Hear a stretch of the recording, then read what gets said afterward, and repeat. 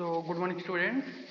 With this, we are discussing about penetration enhancer in the transdermal drug delivery system. With this, while we are discussing about penetration enhancer, different types of chemicals are there which are used to increase the penetration of drugs through the from the transdermal patch to the skin. So, generally, the membrane that is stratum corneum that is very selective in nature and it does not allow to penetrate inside the skin. So that's why we need to modify the stratum corneum so that we can able to penetrate the drug inside the body.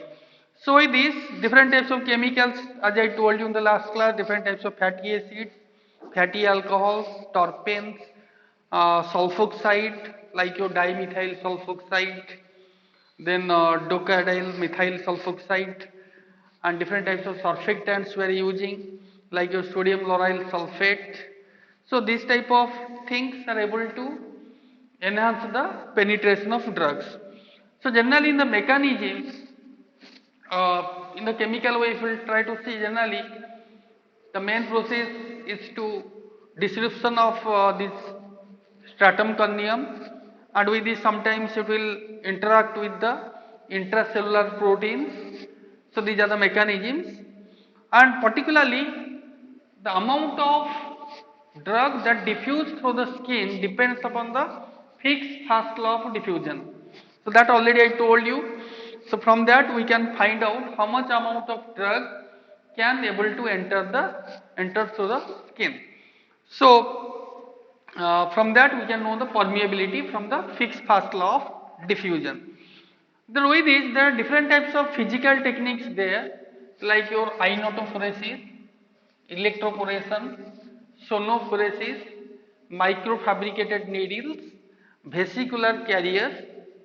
So these are physical techniques by which we can enhance the penetration of drugs. So in the ionotophoresis, generally we are taking two electrodes from which the drug is able to, which will sensitize the skin and which will helpful for the penetration of drugs through which the drug can enter. That is ionotophoresis, and that is particularly suitable for ionized drugs. And coming to electroporation, that is also one type of chemical enhancer techniques, and generally in this electroporation technique we are applying a electrical pulse on the skin. It is not like a chemical interacting in the body or ionotophoresis.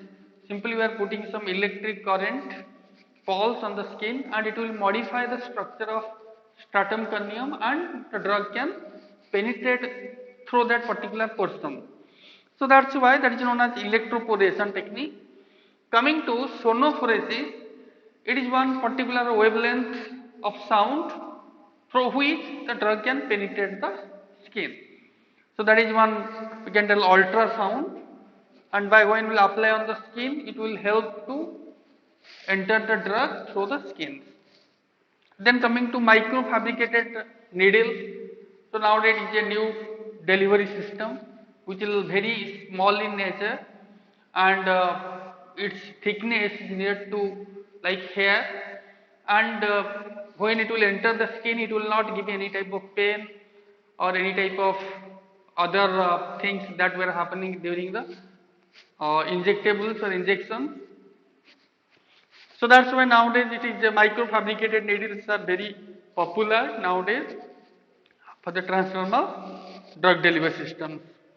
Now coming to vesicular carrier, in the vesicular carrier generally liposomes, transferosomes, ethosomes, these are different types of techniques there by which we can deliver the drug. If we discuss about liposomes, liposomes generally these are your colloidal particles and it consists of your phospholipids. If we try to see only liposomes, it is not able to enter the skin, but when it is modified by using different type of penetration enhancers, we are calling it as transferosomes. So these liposomes can be converted to transferosomes which can easily enter the skin, this transferosomes. And generally it is more efficient as comparison to normal liposomes. It is more 10 times more efficient, and its sizes, it can able to enter the skin within the range of 200 to 300 nanometer. And coming to another one, ethosomes. Ethosomes also one type of liposomes which is prepared by a combination of phospholipids and ethanol. So when we take the mixture of these two components, phospholipids and ethanol, so we can able to enhance the drug delivery system by means of ethosome. So in these different types of other chemicals also we are using for the preparation of this type of drug delivery systems. Generally, for one example, we are taking phosphatidic acid, phosphatidylserine, phosphatidyl inositol, then hydrogenated PC, and we can take also hydrogenated phosphatidylcholine, shortly we are calling as PC.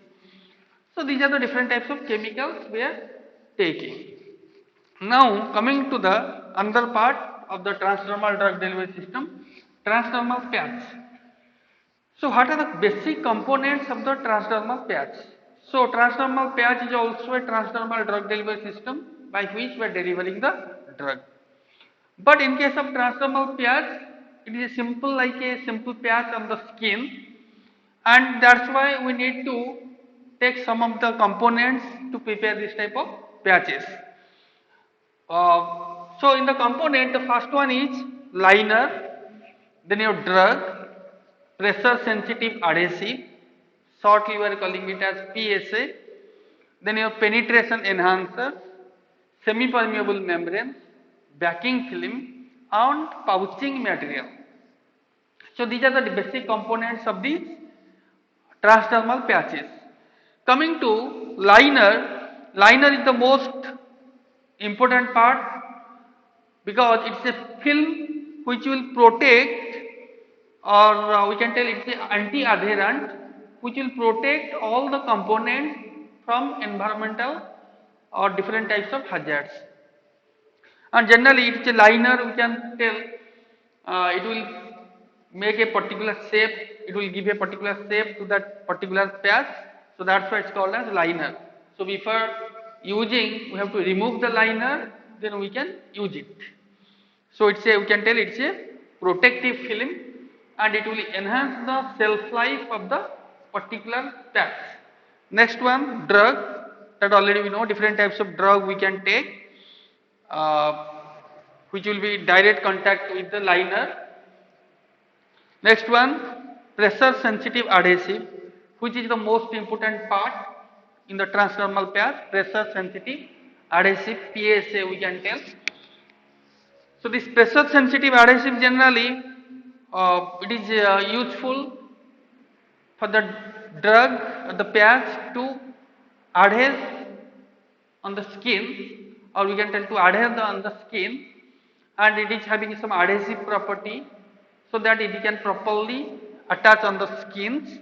And this type of we can tell PSA or permeation enhancer, permeation pressure sensitive adhesive PSA, that can easily adhere on the skin and deliver the drugs. So pressure sensitive, why we are calling, when we press it, it will attach on the skin. That's why we are telling as pressure sensitive. Simply if you put on the skin, it won't attach, but if you apply some pressure, it will attach on the skin. So generally three types of PSA, pressure sensitive adhesives we are using. So these are your rubber based PSA, then your acrylic PSA and your silicone PSA. Three types of PSA we are taking.